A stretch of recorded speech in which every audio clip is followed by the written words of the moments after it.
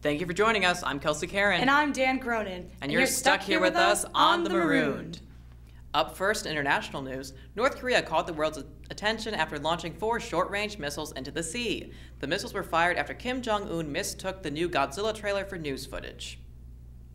In camel news, 74% of Saudi Arabian camels have been found to carry a disease-causing virus.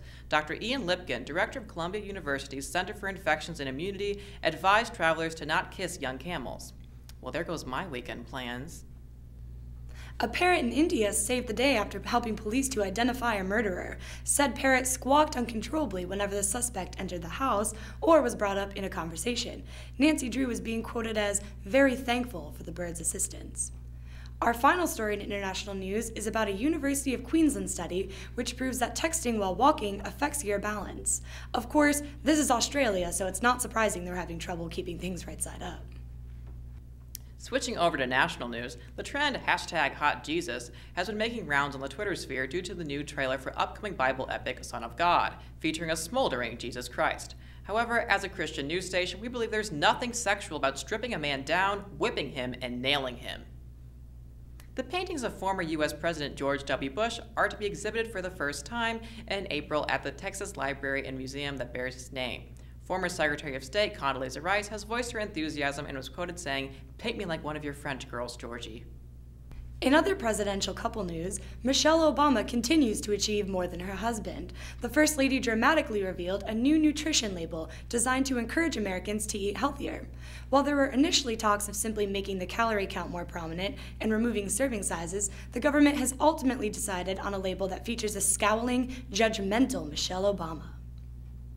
Due to a 57% increase in butt implants last year, CNN has declared 2013 the year of the butt. Chinese restaurants nationwide are updating their placemats accordingly. In dairy news, the Milk Processor Education Program is ending the iconic Got Milk campaign to replace it with a campaign titled Milk Life. Other slogan suggestions included, "Just milk it," "Milk's in your mouth, not in your hands," and "Milk everything." And now it's time for Mormons in Outer Space. The Mormon Church has issued a statement pushing back against long-held notions that Mormons receive a planet after they die, and that God lives on the planet Kolob. The decision came due to rapidly increasing amounts of Mormons and the ever-decreasing amount of habitable planets. Still, the Council of 12 says there are plenty of pairs of magic underwear to go around. The lines recently got a little too blurred for Paula Patton, who has been spotted walking around Hollywood without her wedding ring on. Inside sources claim that she left Robin Thicke for Robin Thicker. Celebrity equine Sarah Jessica Parker has reportedly created her own shoe line despite naysayers. Designed to be both protective and fashionable, they are expected to be a huge hit at the upcoming Kentucky Derby. The line of shoes are aptly named horseshoes. According to recent reports, selfies can cause lice due to hair-to-hair contact.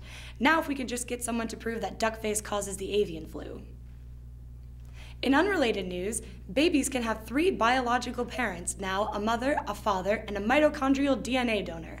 Unsurprisingly, Hallmark has sponsored the research, given the prospect of capitalizing on the new market of Mitochondrial DNA Donor Day. And now it's time for our special report, the Timely 5 Theses. We look at the week's headlines and pull out for you 5 U-Chicago student-ready thesis statements. Be it your BA or your dissertation, the Maroon has got you covered. Beginning at number 5, Chinese mummies were found in possession of the world's oldest cheese, dating back to 1615 BCE. This lends itself to a wonderful BA in East Asian languages and civilizations, Eastern cultures of cheese culturing, the Shah dynastic cycle, and early notions of brie.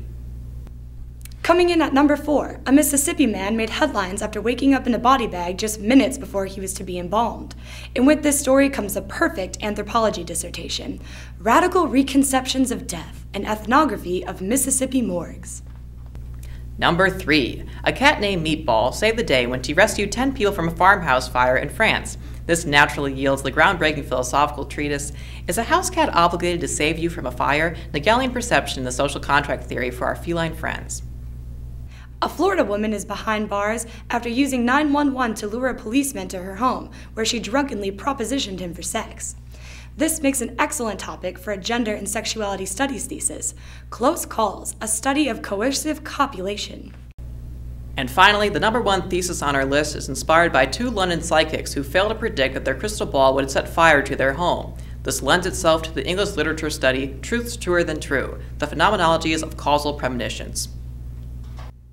Looking back at local news, the Illinois Senate outlawed revenge porn by requiring consent to post an individual's nude photos onto the internet. Experts suggest that the State House and Senate unanimously passed the measure in order to protect their privately tweeted dick pics. In DeKalb, Illinois, a regional spelling bee competition had to be postponed after the contestants battled it out for 74 rounds and were too exhausted to continue. One judge was quoted as saying, "I've had a lot of experience with this, and I've never seen two 14-year-olds last this long." Speaking of sentences, Goldman Sachs trader Fabrice Touré, found liable for fraud in the 2007 financial disaster, has been sentenced to serve his time teaching an econ class at the University of Chicago. Charles Lipson sent Touré a signed copy of his iconic book, Doing Honest Work in College. And George Lucas has donated money to the University of Chicago Lab School for the development of the Gordon Park Art School. The secret plans for the design were smuggled to our reporters by a gangly Golden Gate droid in a beeping garbage can. The Campus North Dining Hall is slated to incorporate quote-unquote features unseen in Bartlett or Cathy. Students will reportedly have expanded options over which kinds of hair, bottle caps, and dead insects they'd like to flavor their cuisine. That's all we have for today, but stay tuned for a message from Karen Warren Coleman on upcoming plans to increase the administration's transparency by putting another hole in the admin building. I'm Dan Cronin. And I'm Kelsey Cronin. And we're still stuck here. We're the Marooned.